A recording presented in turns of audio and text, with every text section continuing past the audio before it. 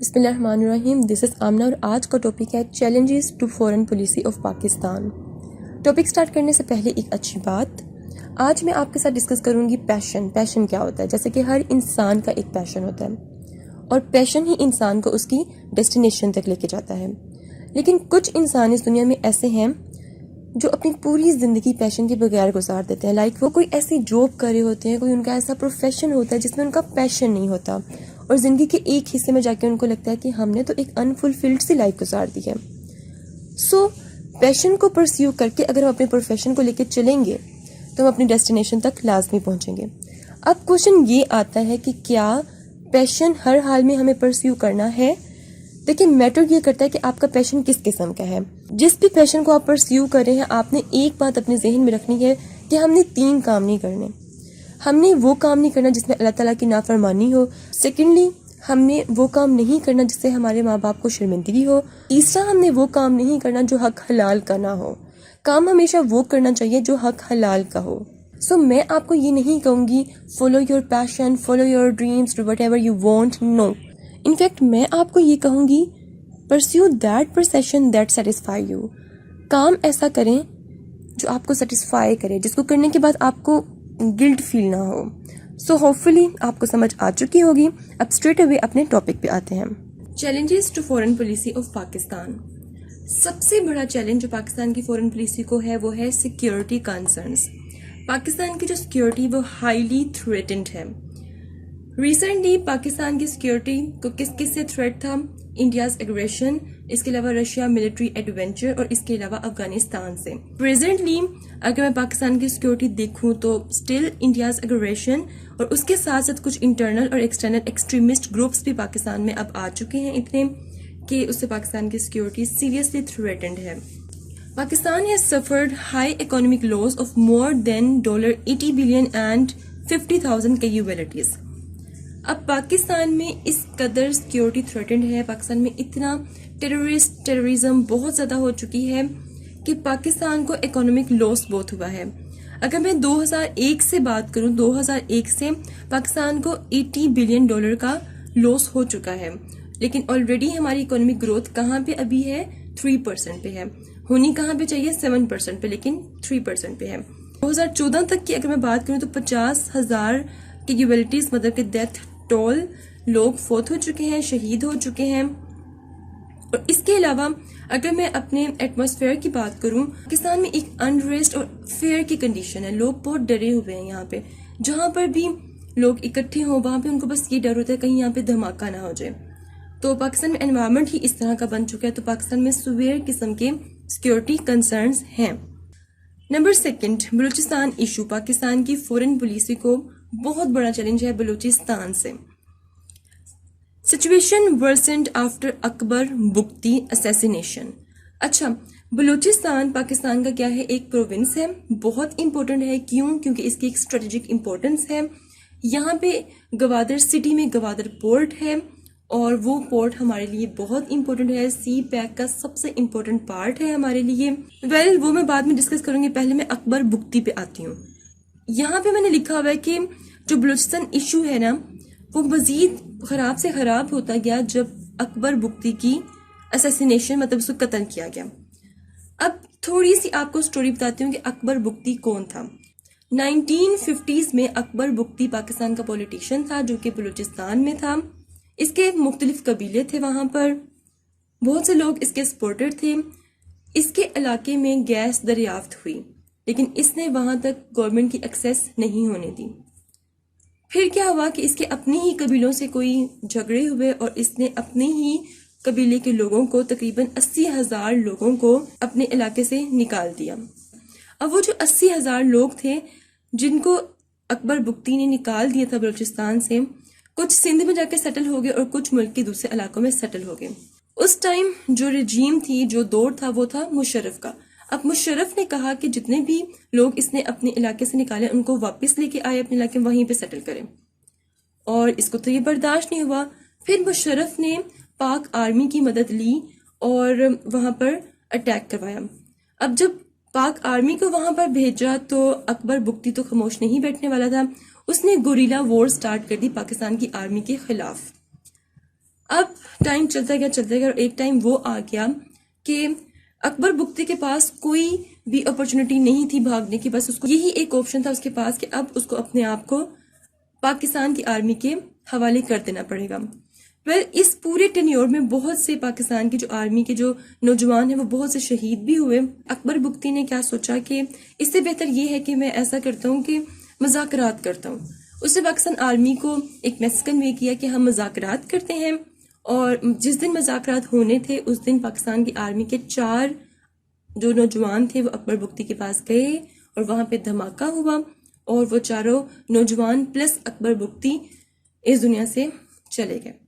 اب کوشچن یہ ہے کہ کیا وہ جو بوم تھا وہ پاکستان کی آرمی نے آلریڈی وہاں پہ رکھا تھا یا اکبر بگٹی نے رکھوایا تھا؟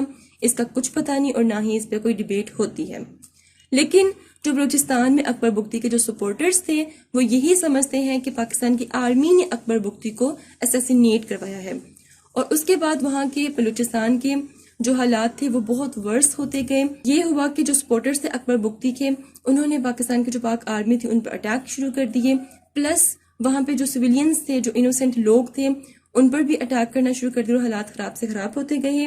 اس ٹائم بلوچستان میں بہت سے ٹیررسٹ گروپس بن چکے ہیں، پلس وہاں پہ کچھ ایکسٹرنل انٹرفیئرنس بھی ہے۔ اور ایکسٹرنل انٹرفیئرنس کی اگر میں بات کروں تو انڈیا بہت زیادہ پرابلمس کریٹ کر رہا ہے بلوچستان میں، ویسٹ بہت زیادہ فنڈنگ کر رہا ہے تاکہ بلوچستان میں مسئلہ ہی رہے۔ انڈیا اور ویسٹ کیوں ایسا چاہتے ہیں؟ کیونکہ نہ ہی انڈیا اور نہ ہی ویسٹ یہ کبھی بھی نہیں چاہتے کہ سی پیک کمپلیٹ ہو، اور گوادر پورٹ ہمارے لیے بہت امپورٹنٹ ہے اور بلوچستان کی ایک اسٹریٹجک امپورٹنس ہے پاکستان کے لیے۔ تو اس ٹائم پاکستان کو بہت بڑا ایشو ہے یہ بلوچستان کا، جس کی وجہ سے پاکستان اپنی فورن پالیسی پہ فوکس نہیں کر پا رہا ہے۔ اور number 3 Kashmir policy. Pakistan Kashmir policy کی وجہ سے بہت سے انٹرنل افیئرز، انٹرنل چیلنجز کو فیس کر رہی ہے۔ Elite of Kashmir haven't changed so far as a result of trade concession to India. لیکن کشمیر کی جو قسمت ہے وہ ابھی تک چینج نہیں ہوئی ہے، جبکہ پاکستان نے انڈیا کو بہت سے ٹریڈ کنسیشنز بھی دے کر دیکھے ہیں، اور putting Kashmir issue back drop اور کشمیر ایشو کو بیک ڈراپ پہ رکھ کر بھی دیکھا ہے، لیکن انسٹیڈ آف دیٹ انڈیا کی ہاسٹیلٹی، انڈیا کا اگریشن ختم نہیں ہو رہا۔ اب کچھ لوگوں کا یہ کانسیپٹ ہے کہ اگر ہم کشمیر پہ کمپرومائز کر لیں تو ہو سکتا ہے انڈین اگریشن ول اینڈ، لیکن ان کو میں صرف ایک بات کہنا چاہتی ہوں کہ you must have had your eyes open. آپ کو اپنی آنکھیں کھلی رکھنی ہے، چاہے ہم کشمیر کو چھوڑ بھی دیں، اس پہ کمپرومائز بھی کر لیں، ہماری انڈیا کے ساتھ کبھی بھی تعلقات ٹھیک نہیں ہو سکتے۔ کشمیر ایشو ایک سائڈ پہ، انڈیا ایران میں ہمارے خلاف بہت سی پرابلمس کریٹ کر رہا ہے، پلس افغانستان کی جو زمین ہے وہ انڈیا ہمارے خلاف یوز کر رہا ہے، پلس بلوچستان میں بہت سے مسئلے صرف انڈیا ہی کریٹ کر رہا ہے، ایکسٹرنل انٹرفیئرنس وہاں پہ انڈیا کی ہے۔ India propagate Pakistan support terrorist group in India held Kashmir. اب انڈیا نے یہ پروپوگنڈا پوری دنیا کے سامنے کریٹ کر دیا ہے کہ جو ہمارے پاس کشمیر ہے وہاں پہ پاکستانیوں نے اپنے ٹیررسٹ گروپس پھیلائے ہوئے ہیں جو کہ ہمارے فوجیوں کو نقصان پہنچاتے ہیں، اور بہت حد تک اس نے پریشر امپوز کیا ہے پاکستان پہ۔ بہت دفعہ عمران خان نے مودی کو ڈائلاگ آفر کیے ہیں، but Modi respond always shown the signs of appeasement and weakness. ان کو تسکین ملتی ہے اس طرح کی چیزیں کر کے، دے سیریسلی فیل ویری اپیزمنٹ۔ ان کو یہ فرق نہیں پڑا کہ کشمیر میں کس طرح ہیومن رائٹس وائولیشن ہو رہی ہے۔ کشمیر پالیسی کی وجہ سے، جو پاکستان نے کشمیر پالیسی بنائی ہوئی ہے اس کی وجہ سے پاکستان کو بہت سے چیلنجز کو فیس کرنا پڑ رہا ہے اپنے ملک میں۔ دین ٹیررسٹ لیبر، یہ پاکستان کی فورن پالیسی کو بہت ہی بڑا تھریٹ ہے، بہت بڑا چیلنج ہے یہ۔ Pakistan has to combat west self created concept of blaming Pakistan as a terrorist state. اب کیا ہو رہا ہے کہ یہاں پر تو انڈیا ہمارے لیے پرابلم کریٹ کرے، یہاں پہ ویسٹ ہمارے لیے پرابلم کریٹ کرے۔ کس طرح؟ ویسٹ نے خود ہی سیلف کریٹ ایک کنسیپٹ بنا لیا ہے اور پاکستان کو الزام دیتے ہیں کہ پاکستان ایک ٹیررسٹ اسٹیٹ ہے، پاکستان ٹیررسٹ کو سپورٹ کرتی ہے، ایک سیف ہیون ہے ٹیررسٹ کے لیے، لیکن ایسا کچھ بھی نہیں ہے۔ پاکستان کا اگر میں اصل چہرہ پروجیکٹ کروں تو پاکستان ایک پیس لونگ کنٹری ہے۔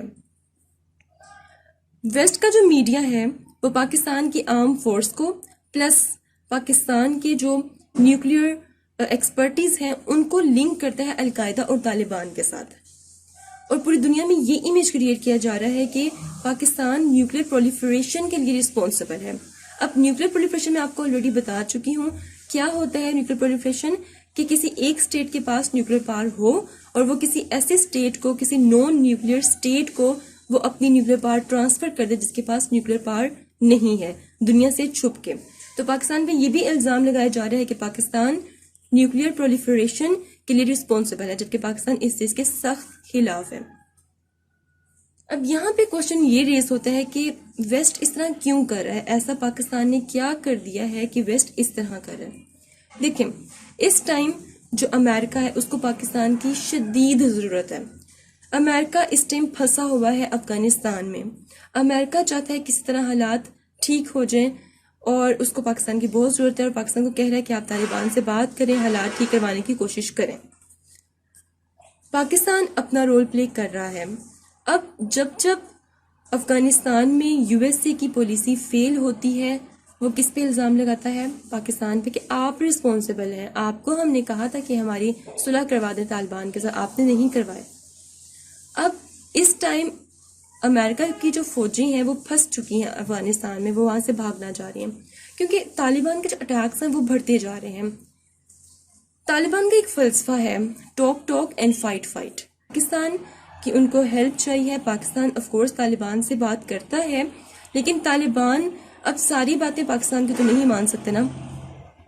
ٹو سم ایکسٹینٹ وہ پاکستان کی مانیں گے، لیکن وہ اپنا بھی انٹرسٹ دیکھیں گے. جیسے کہ ہر ملک کے اپنے نیشنل انٹرسٹ ہوتے ہیں، ویسے طالبان کی بھی اپنے پرسنل انٹرسٹ ہیں جس کی بیس پہ وہ پاکستان کی ساری باتیں نہیں مان سکتے اور نہ ہی امریکہ کی بات مان سکتے ہیں. سو اس لیے پاکستان پہ کسی نہ کسی طرح امریکہ اپنا غصہ اتار رہا ہے.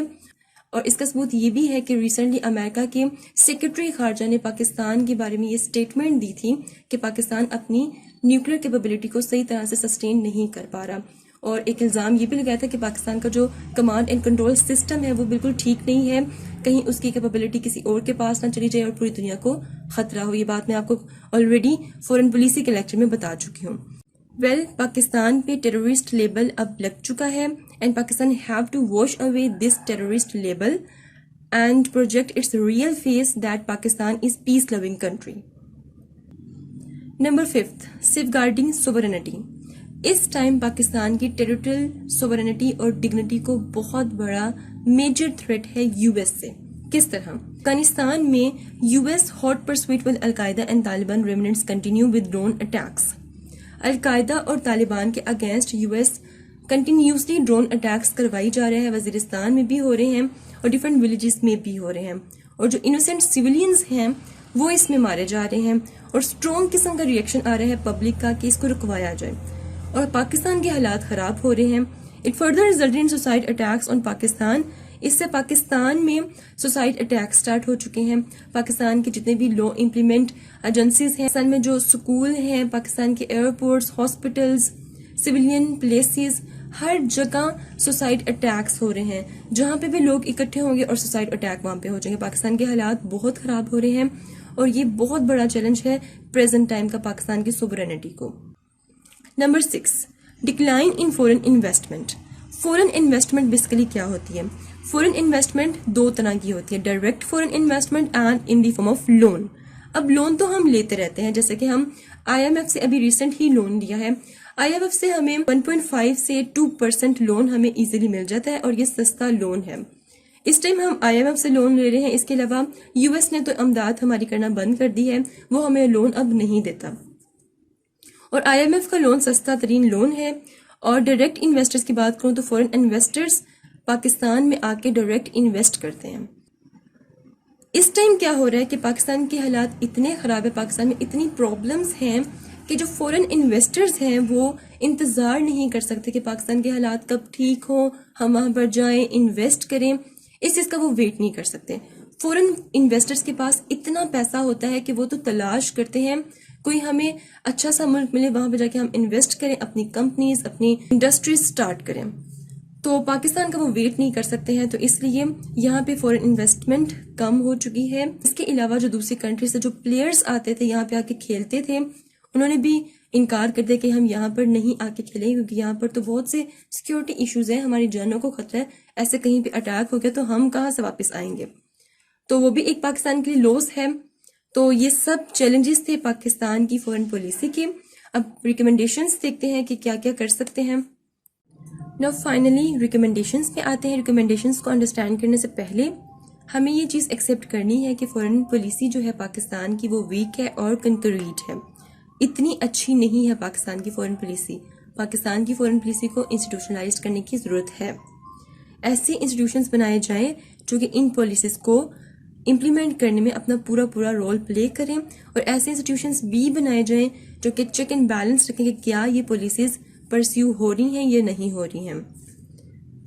دین ایڈریس آل چیلنجز. جتنے بھی چیلنجز پاکستان کی فورن پالیسی کو ہیں، پاکستان کو چاہیے انٹرنیشنل فورم پہ اس کو ایڈریس کریں، اس کو امیڈیٹلی ٹیکل کرے، کمبیٹ کرنے کی کوشش کرے، پھر ہی ہم اپنا نیشنل آبجیکٹو اچیو کر سکتے ہیں. Then take help of China and Middle East to stop drone attacks. اب ڈرون اٹیک سے کیا ہو رہا ہے کہ پاکستان بہت سفر کر رہا ہے. پاکستان کے اپنے ملک میں سوسائڈ بومبنگ سٹارٹ ہو چکی ہے، تو پاکستان کو چاہیے کہ چائنا سے ہیلپ لے، مڈل ایسٹ سے ہیلپ لے، EU سے ہیلپ لے، یورپین یونین جسے کہتے ہیں، اس کے علاوہ OIC سے ہیلپ لے، اور سب کو اس بات پہ کنونس کرے کہ drone attacks should be stop. This is against international law. International law کے اگینسٹ بھی ہیں یہ، کیونکہ بہت سے انوسینٹ لوگوں کی لائبلٹیز ہوتی ہیں. Then need to hold negotiation and dialogue. اب بلوچستان میں اور افغانستان میں جو ایشوز کریٹ ہو رہے ہیں اس کے بعد سے پاکستان سفر کر رہا ہے. پاکستان کو چاہیے کہ پاکستان نیگوشیشن کرے، ڈائلاگ پروسیس کو پروسیڈ کرے طالبان کے ساتھ، اور جتنے بھی ایکسٹریمسٹ گروپ ہیں بلوچستان میں ان کے ساتھ ان کو اٹریکٹیو پیکیجز دے، ان کو کنونس کرنے کی کوشش کرے کہ پیس کریٹ ہونا چاہیے پاکستان میں. دین یونٹی. جب تک ہمارے اپنے گھر میں یونٹی نہیں ہوگی، ہم سب اکٹھے نہیں ہوں گے، تب تک سب ہمیں اس طرح ہی کھاتے رہیں گے، ہمارا فائدہ اٹھاتے رہیں گے. پاکستان میں اگر ہم دیکھیں تو پاکستان کے پولیٹیشنز سب آپس میں ہی لڑ جھگڑ رہے ہیں. پاکستان کے پولیٹیشنز کو ایک پلیٹ فارم پہ اکٹھا ہونا پڑے گا. ان کا صرف ایک ہی پرپس ہونا چاہیے کہ پاکستان کی بہتری، پاکستان کے لیے ریفارمز لے کے آنا. اگر یہ سارے پرسنل انٹرسٹ کو ایک سائڈ پہ پھینک دیں گے، یہ جو ایک دوسرے پہ ریونج نکالتے ہیں، ایک ڈفرنٹ قسم کا عجیب سا ایٹیٹیوڈ ہے سب کا، اگر اس ایٹیٹیوڈ کو ختم کریں گے اور صرف پاکستان کے بارے میں سوچیں گے، یونٹی قائم کریں گے، تو ہم مضبوط ہوں گے، اور تبھی ہم اپنی یہ چیلنجز جو سے ہیں فورن پالیسی ان کو کمبیٹ بھی کر سکتے ہیں، ہم اپنی اکانومک گروتھ بھی اوپر لے کے جا سکتے ہیں، پلس ہم اپنے ملک میں بہت سے پرابلمس، کرمنالٹی اور ان ایمپلائمنٹ، یہ سب ختم کر سکتے ہیں. لیکن اس کے لیے ہمیں یونٹی کا مظاہرہ کرنا پڑے گا. Attractive incentives. اب جو فورن انویسٹرز ہیں ان کو ہمیں اٹریکٹیو انسینٹیوز دینے پڑیں گے. ہمیں ان کو یہ یقین دلانا پڑے گا کہ اگر وہ انویسٹ کریں گے تو ان کے پیسے یہاں پر ڈوبیں گے نہیں پاکستان میں. ان کو انشور کروایا جائے کہ آپ کے پیسے سیو رہیں گے، آپ یہاں پہ انویسٹ کریں آ کر. تو یہ تھی کچھ recommendations. Hopefully this video will help you a lot. ملتے ہیں نیکسٹ ہاٹ ایشو کے ساتھ. انٹل دین مجھے اپنی دعاؤں میں یاد رکھیں. اسٹے ٹیونڈ اینڈ اللہ حافظ.